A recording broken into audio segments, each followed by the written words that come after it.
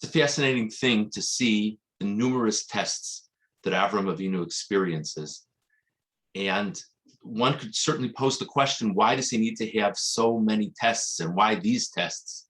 He could give many different answers, but Rav Dessler has a very striking perspective. He says clearly Avram Avinu's greatest character trait, greatest midah, was chesed, was being a person of kindness. In association with that was his tremendous drive to reach out to others and educate them about belief in God. If you go through the tests of Avram Avinu, the vast majority of them run counter in a very strong way to one or both of these two strong components of Avram Avinu's personality. Whether it be leaving his father behind, whether it be expelling Yishmael from his home, whether it be shedding his son's blood, how will people think of that? Whether it be, of course, the very striking one of being ready to sacrifice his son.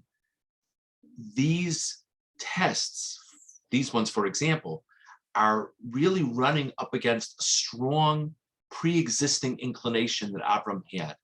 And Rav Dessler says we learn from these various tests what challenges in the religious life are really supposed to be about, which is the definition of a challenge is not let me find what I'm good at, or let me find what speaks to me and succeed at that.